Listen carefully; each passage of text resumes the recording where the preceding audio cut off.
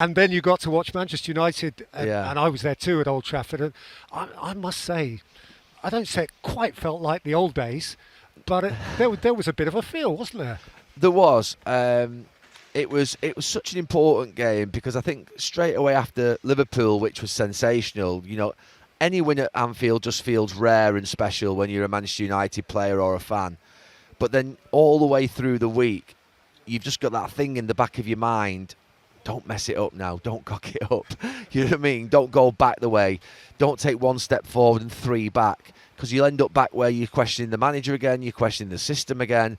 So it was such an important game, not just for the three on the row. It was obvious that Manchester United would go up into the top six, not maybe as gloriously as they have with all the other teams losing that have lost up there. But it was obvious that Manchester United were going to sail back up the league, and it was a game they couldn't lose. And Brighton have got a great record against United. But I thought the football was good.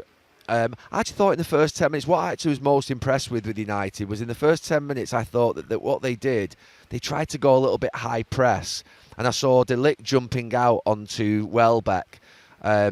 Shaw was really aggressive and actually continued to be aggressive. But what it meant was that it felt like there was gaps everywhere for Minte and Welbeck and Kadioglu on the right hand side to run through. And I thought, this is going to be dangerous. This is going to be a problem.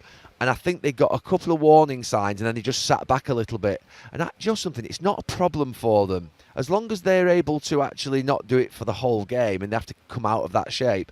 Manchester United being with a back five and then that sort of what would be four in midfield and the sort of, or three in midfield, or two in midfield, but the two coming back in with Šeško up front and being compact for 5-10 minutes and stopping the flow and suffocating the game and then getting your football back. That's fine. There's no problem with that. So they did that, I thought, after 10 minutes well. They got back into the game. And then the big thing for United is that Cunha and Mbeumo are... they're players who I love watching in a red shirt. Are they the best players that will ever wear a red shirt? Are they the best forwards that Manchester United have ever had? That's still to be seen. But what I like about them is their hunger, their courage to take the ball. They're positive. They do everything I think United forwards should do. Now, they'll make mistakes. They'll give goals away. It's Cunha's first goal of the season, so he's missed a lot of chances earlier on in the season, as Mbeumo did as well. But what I can see is the intent is there to do the right thing every single time. Get on the ball, make runs in behind, take people on, be a threat. Make sure that if you lose it 5 times, you go and get it a 6th time. All those things that I've heard all my life of the values of a forward at United. Go and try and you win your team the game. Shoot from anywhere. Whatever it is that you think you can see, go and smell and do it. And I just think that they do really demonstrate that. And those two up front, I said just before about Liverpool, about where the Liverpool sort of, you 7 think about keeping a clean sheet and let your front 3 win the game. There's a bit with United, if that back 5 can just do a job with the goalkeeper, who, look, by the way, the goalkeeper looks like he's a lot more solid and stable than the other two. I like goalkeepers, to be fair, who've got a composure to them, who've got a relaxed manner. You can see it in Lamans. I don't know how to pronounce his name. I say Lemons and they're going Lamans. But Lamans is someone who looks composed, and that's not easy. No, I've said it before, that's the toughest job, I think, that you can possibly have, is to be a United goalkeeper. So he's settled in well. And then your 2 in midfield, and I say 2 because Casemiro did really well, but Bruno Fernandes you've got to give a bit of freedom to because he's a special player. But if you can have somehow those 2 up top that are free to go and win you the game and the other 7 or 8 can just contribute in and around it and provide a support system to them, I think United will have a very good season. I said at the start of the season I thought they would finish in the top 4, but that's just me being me. I'm Monday Night Football with Carragher. I didn't think they would finish in the top 4. I actually thought it would be 5th, 6th or 7th. But the way in which this season's panning out, the 3 weeks that they've got to prepare between every game is a massive advantage to be able to get everybody ready and sort of keep everybody fit. So, yeah, a lot of... And we're only a week or so away where I was thinking the manager was under pressure, by the way, so we've got to be really careful here because we could be there again in a couple of weeks. It's that type of season. It's that type of feeling. But there's something there that I like. What I do like also is that, and I hear this, a few weeks ago I was worried about the players buying into the system and the way of playing, and I truly was. But what I was never worried about was the fact that this idea that, sometimes when you hear managers have lost the changing room, no, that's never happened with Amorim. They really like him. I think they like him a lot, the players. They think that, you can see that when he speaks on something. He's authentic, he's honest to a fault at times, really, when you think about his press conferences. But how can you have a go at someone for being honest? So I think the players really like him and want to do well for him. And I think that's come through in the last week or so. So it's been a really good week for United. Amorim's best week in the job, his most important week in the job, but got to keep going. Nottingham Forest next weekend. Just make every game a must-win, because the fact of the matter is it keeps everybody happy. If Manchester United can win at Forest next week, and they can win at Forest next week. They're going to have to compete, but they can win at Forest next week. They go for a big game against Tottenham, I think, in a couple of weeks, and that'll be really interesting. So I think, look, where they were pre-international break to post-international break, I think it's been a big period for Ruben Amorim. He's got himself back on track. I think people are now just starting to think, right, OK, something could happen here for him.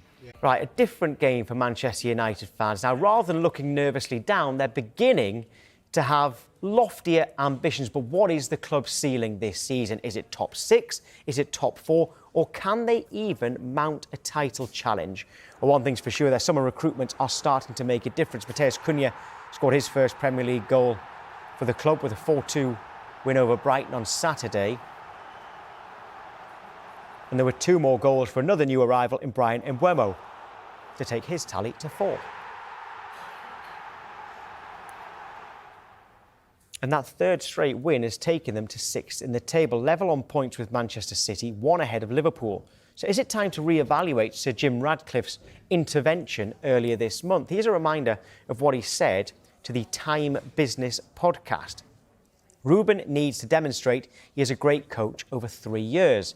That's where I would be. You can't run a club like Manchester United on knee-jerk reactions to some journalist who goes off on one every week.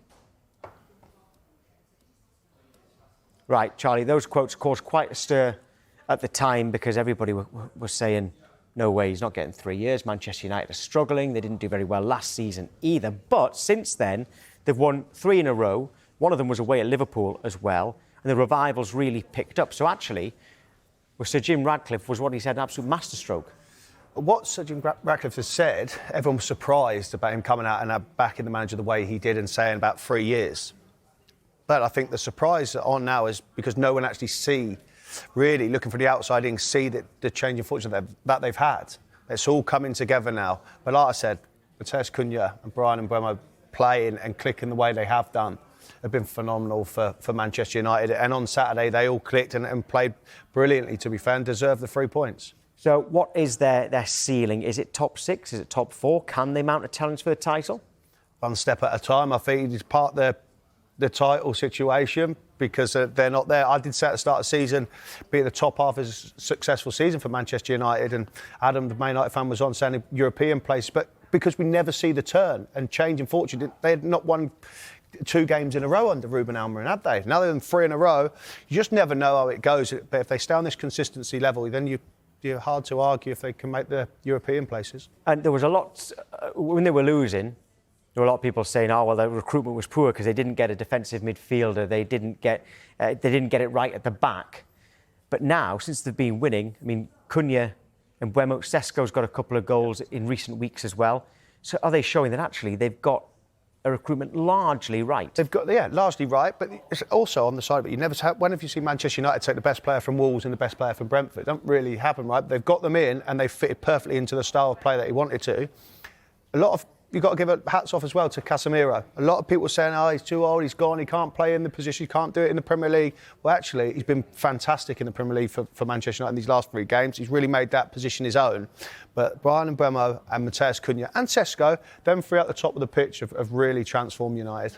Would you prefer, as a front 3, Mbeumo, Cunha and Sesko, or would you prefer Salah, Ekitike and Gakpo? This is on current form. On current form, I'll go mix and match. I'll take Ekitike, but then I would have Bryan Mbeumo and Matheus Cunha. Matheus Cunha for me is something so exciting. I see it when I look back and watch Manchester United versus Burnley. In the first 20 minutes, he was phenomenal. He was running the game, and then he got injured, and then Manchester United seemed to take their foot off the pedal. It's quite incredible that at this stage would say that it wouldn't be Salah, it would be Mbeumo, but that's the state of things at the moment. Right, Sky Sports have partnered with Finalysis here. James, right, I think you'll be pretty happy at the moment, happier than earlier in the season anyway. We'll start with that, with the question I just asked Charlie. Your front three or Liverpool's front three on current form? Absolutely agree with Charlie on that one. Ekitike, he doesn't, every time I watch Liverpool, he doesn't stop running, and I think he'd actually work in this system actually quite well. Yeah, OK, so, but still, though, I mean, you'd still have two of your front three, which you didn't think you'd be saying a few weeks ago. Not at all. I mean, Salah has dipped in form, and there's no doubt he's going to get better as the season goes on. He's going to improve. But if you're asking on current form, exactly, I'd say exactly that. Ekitike and keep Kuna and Mbeumo, and that's fit. And I'm feeling hard done by on Sesko saying that. To be fair, James, we've been on many times, many shows where I've criticised Manchester United and saying you've had to take a lot of heat from people asking the questions. How are you surprised over the last 3 games how well Manchester United have transformed and kind of turned the page almost? I'm surprised at how quickly it's happened, if I'm honest. I've seen watching United all season. We have been improving gradually, and that's something I've kept saying over and over. It is going to click at some point. And genuinely, I didn't think it would click till like a bit closer to Christmas, especially given the games we've had. But yeah, really, really happy with how it's all kind of come together at the moment.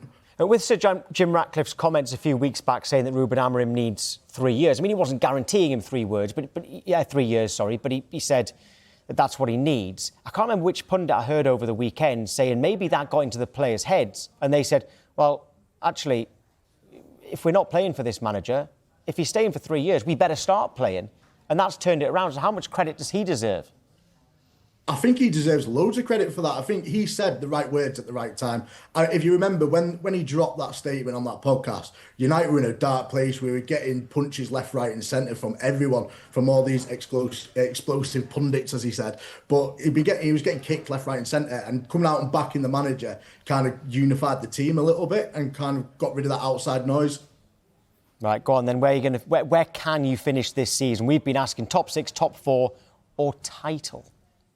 Well, I think title's a bit lofty, but I'm glad you said that, James. I'm glad you said that. I kind of wanted to, just to wind you up, but I decided to be professional. No, I think I said at the start of the season, 5th is what we've got to aim for. Whether or not we'll get that is a different matter. We have to have a very good run. We have to count on other teams dropping like Newcastle and Villa and stuff. So I think realistically 7th is where our sweet spot is, but I don't think 5th is out of the question. Okay, well, last season 5th got Champions League, so 5th is as good as 4th if it's the same as last season. And on your recruitment, what have you made of it? Because you're starting to see those forward players that came in starting to shine, but you have said in the past that there's deficiencies elsewhere.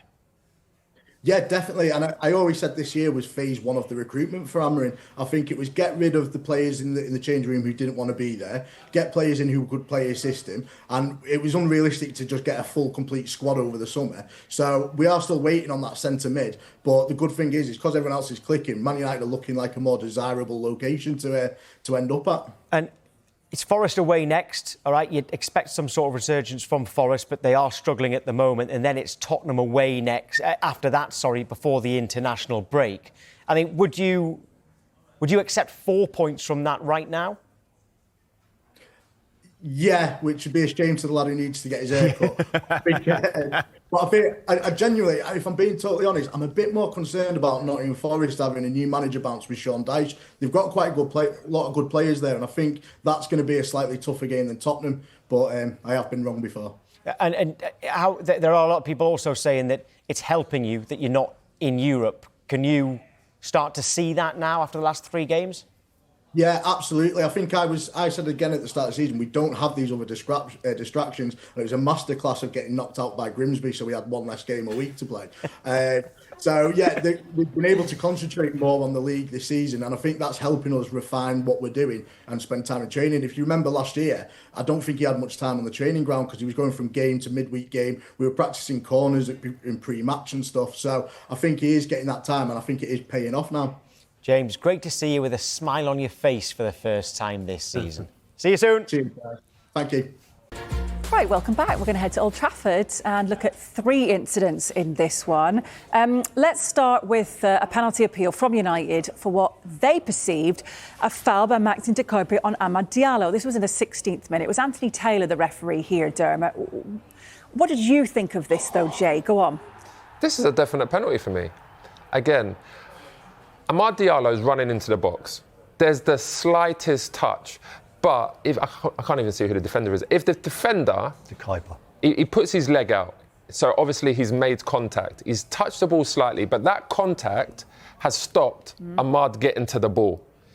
So whether he's touched the ball or not, and it's a minuscule, he's literally touched that, because the ball is basically travelling in the same direction, he's stopped Amad getting to that. So that's why I would say that is a penalty. Again, it was the same with Gyökeres. Again, the smallest touch. These touches are not enough to say, oh, he's touched the ball, it can't be a penalty. Because players can still get back to the ball. So that's why I think that Amad one that we've just seen is a penalty. It's interesting that we've seen Gyökeres with Pope, we saw Saka with Kevin, we've seen this one. They've been consistent in this. You get a touch on the ball, they're not going to give a penalty. They've done it for week 6, week 8, week 9. They didn't do it in week 5. No, when it was Sanchez who touched the ball, Yeah. and then Mbeumo goes through, and then so they've changed the rule after week 5. Is basically what you're saying. I didn't say that at all. I said since the Gyökeres one, when they've come out and said he's got a touch on the ball, it seems to be in this situation. They've been consistent as you've asked for. They haven't given any of them. And that's all you can ask for, the consistency. Yes, but I'm saying like, we're gonna come back to this all season. The Sanchez one happened where he came out of goal and he actually touched the ball. Yes, he's wiped out Mbeumo, but he's touched the ball first, and then he gets the red card for that. The week after, we see the Gyökeres one. Now they're saying, oh, he's touched the ball, so it's not a penalty. And then they've changed the rules since then. But that rule wasn't in place when it happened to Sanchez, because if that was the case, he wouldn't have got a card at all. No. I think that's a different tackle anyhow. But what I'm saying is the Gyökeres one seems to be the flag in the ground, isn't it? Yeah. They've touched the ball. That's what they've said. Saka, Kevin touched the ball. This one, De Kuyper touched the ball. So just Three identical incidents, 3 identical decisions. So just to be clear as well for the people at home, rules can be changed during the season. No, there's no such. The laws cannot be changed.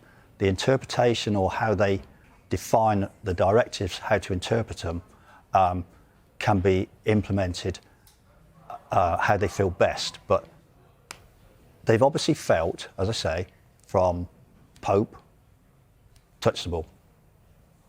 Kevin touched the ball. De Kuyper touched the ball. All 3. There's no doubt. There's no doubt about. I hear you on There's that. no doubt about all 3 touched the ball. Yes. There's no doubt about all 3. The referee made the same decision. Okay, the doubt is those players, if they don't get contact from the defenders or the goalkeeper, could get back to that ball. Maybe so. Because you see it in you might see a winger dribbling past a defender. The defender might get the smallest touch on it, but as long as he don't touch the winger, he can get past them still and get the ball still. This is another example of interpretation, I'm going to say, because ultimately Amad there, he's come inside. The smallest touch it's not okay. Look, this is the smallest touch. The ball is not really even changed direction. He probably could get back to that as well. Amad is rapid, he's nippy. He could probably get back to that and be in control of the ball, maybe even have a shot. But ultimately, just because you've touched the ball, the narrowest touch, it doesn't mean that it's not a penalty still or a foul. Okay. We're going to disagree on this one, Derms. I'm not disagreeing. So it should be a penalty. I'm not disagreeing. I'm just pointing out that I'm not going to go through it again. The 3 incidents in week 6, 8 and 9, we've had identical decisions, no penalty. So it's obvious that the referees, in their mind, think gets a touch on the ball, that negates a penalty. There we go. We'll leave it at that. Let's move on to this one, which was in the build-up, in the lead-up to United's 3rd goal. We've got Luke Shaw appearing to pull back. Jorginho Rutter. Yep, over to you, Dermot. Play on.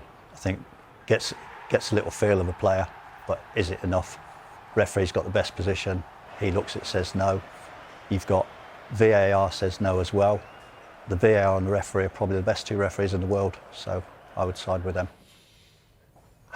If he gives that, Any argument? If he gives that, I can understand why, because you're going to look at it and say he's pulled his shirt. But I agree with Dermot again. I don't think it's enough for him to go down the way he did. He could have been a lot stronger and stayed on his feet. I mean, he's a strong player anyway. Rutter is. He's quick. He could have stayed on his feet there. So I will say it's the right decision. Also, the ball's running away, so he may well think it's easy for me to go down, see if I can get a free kick, because he's not going to win the ball.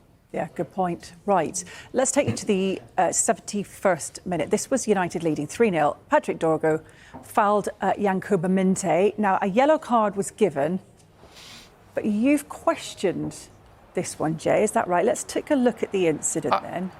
Yeah, Hayley, I've not questioned it. It is the right decision. Okay. I mean, first of all, it's a terrible first touch from Minte. But he's going through there. Dorgo has touched him. It's a foul.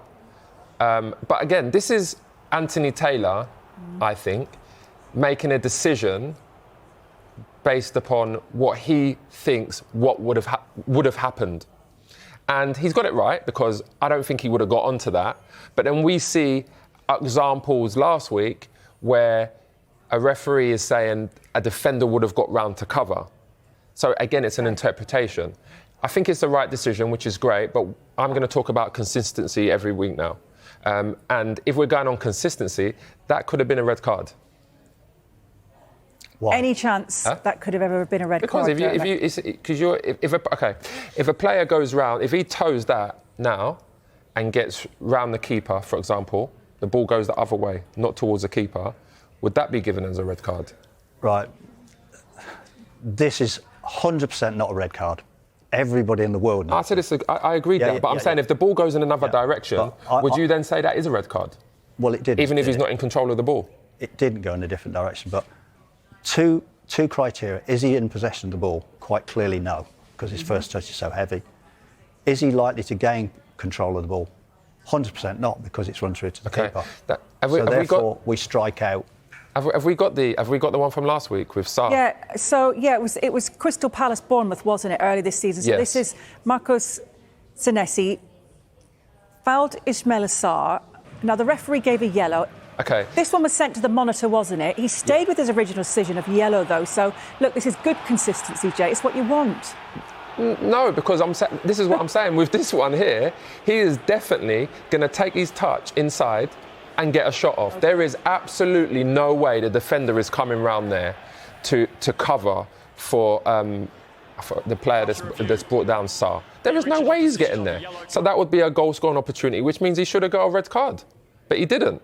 So, again, this is the consistency I'm talking about. Okay. And this is interpretation from the referees, isn't it? Of what he's deemed, can he get back or not? And the VAR people, can he get back and get round to cover for Sarr? It is, but I don't think that's a red card, because the ball's gone away from goal. Minte's bearing down on goal. I know. I think we agreed, though. You think that he could have got a shot off. I said possibly, and that's the difference. Dogso is denial obvious, and I think that's not obvious. I think it's possible. See, once that word changes, for me, I'm just looking at the Sarr one, and I'm saying yes. That is obvious he's going to get a shot off there, because he is fast. His next touch is going to take him toward the goal. He would definitely get a shot off. There's no way the defender is going to cover 15 yards, especially when Mateta in between them. That to me is a red card. This one is a red card because he's taken a bad touch. The keeper's coming out. It is a right decision. It is a yellow card because the keeper is coming out to collect the ball. Go on, Dermot. That's what I was going to reinforce. We're actually talking about this one this week, and we're getting bogged down with last week, but this one is a really, really good identification, A, by the referee, and B, by the VAR to back him up, because, as I said, he's not in control of the ball, he's not going to get the ball. It's just a really, really good decision, and I think that's... The consistency I want to see, though, is, for example, going forward, as long as, if the referees are going to make their own decision and interpretation on whether a defender can cover around, or in the instance where the keepers come out there to collect the ball, if they're going to make these decisions consistently, I want to see what happens, because I'm finding it difficult to understand, especially with the Sarr one there. I know it's a different scenario and it's a different week and we're covering this. I'm finding it difficult to understand how a referee can make the interpretation that a player that is the other side of Mateta, Sarr goes through here, he's going to make up 15 yards to make a block. He will definitely get off a shot there, which means it's a goal-scoring opportunity. And I think the referees are going to have problems going forward if they keep making interpretations, because it's not a rule. If you make a rule, then it's great. But if you're going to make interpretations, then you're going to open yourself up for criticism. Yes, 3 wins in a row for Manchester United, 4 home league wins in a row as well at Old Trafford. Finished the weekend in the top 6 at last for Manchester United fans. Tim, a little bit of momentum and positivity. Yeah, I'm delighted for United. I thought they've had a real tough time of it, haven't they, over the few years. Look, they're not out of it by any means, but it's encouraging. I think their result against Liverpool at Anfield was a springboard where they can go on. The confidence they would have taken from that. Yeah, they rode their luck in that game, but you're going to go to the home of the champions, you're going to have to ride your luck. And they did that. They scored a couple of goals, got a late Harry Maguire goal, gives them a huge amount of confidence bouncing into their home fixture, where they found it difficult, in front of the home fans who expect. And I think their offensive players who they've gone into the market have really turned up, And Burmo looks a top draw player, along with Cunha. Look like they need to play in a Man United shirt. They got their swagger, pump their chest out, real Manchester United players. Mason Mount's been playing. Hopefully he can get a rhythm of games now. Šeško, jury's still out for me, but he will only get better. The weakness still is the defensive side. I think Lammers, the goalkeeper's done well. I think they've made it easy for him. They're not asked him to play out stupidly around his penalty area. He's playing long off his left and right foot. He's a good kicker. So, it's positive news for Manchester United, finally. They've had a lot of criticism over the years in recruitment, but those two Tim mentioned in particular, Cunha and Mbeumo. I mean, I was there yesterday. We know how heavy that shirt's been for certain players over certain years. They're both Manchester United fans. They were desperate, but they look like they're embracing it, like they're loving that stage. That's the difference, Leon. Yeah, made easier by the result at Anfield and going and now being on a 3-game streak of confidence. Suddenly you can be the player you want to be. You're not weighed down as heavy by the stadium, by the shirt, by the expectation that is there every time you go out onto the pitch. Now you're starting to see their true selves of what they're capable of doing, because we know that results haven't gone their way. We know that the quality in the squad should get better results, but you have to go and show your quality. You have to go and show your moments, and they've certainly done that. I think they've looked a lot more organised in the last couple of games. I think defensively set up, I think they're working better as a team. I think your Cunha and your Mbeumo are coming a little bit deeper to help the two central midfielders out, so they're not getting exposed, because I think for the majority they've been so exposed in the middle of the pitch. But now they're defending as a team, and Mbeumo and Cunha especially are getting back in and helping. And now you're starting to see them arriving in spaces. Now you're starting to see the confidence that builds. And there's no doubt that they're terrific players. And this is the finish of a guy that actually was playing for Brentford not too long back. We haven't seen it up till this stage in his short United career, but I think we'll see a lot more of it. I think a lot more dynamic in the final third now, aren't they? They're playing 1 and 2 touch. You see that? It's probably encouraged by the manager. We have to give him some credit for that, not to be too ponderous around the midfield and the back areas, playing it square and backwards.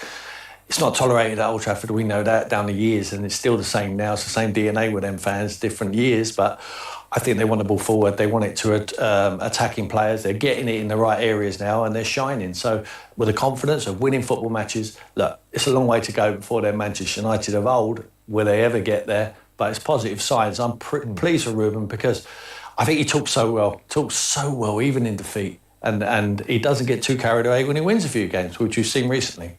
Yeah, and there is a long way to go, but it did smell of the old Manchester United yesterday, because, as Tim says, the Anfield win was a springboard, but they weren't expected to get too much at Anfield. But yesterday, back at home, where they had to take the mantle, they were, and they've overcome the challenge. Yeah, they did. I actually thought the fact that Brighton have got a really good record in recent years at Old Trafford, and the way Brighton play gave Manchester United a little bit more leeway to play, because I don't think they play out from the back as much at the moment. They're happy to go long, whether Šeško's in the team or not. They're happy to go more direct, which is what we would call old-school football. They're not giving the ball away, trying to play through the lines at the back. They're going over the top. They're being more straightforward, more forward passes.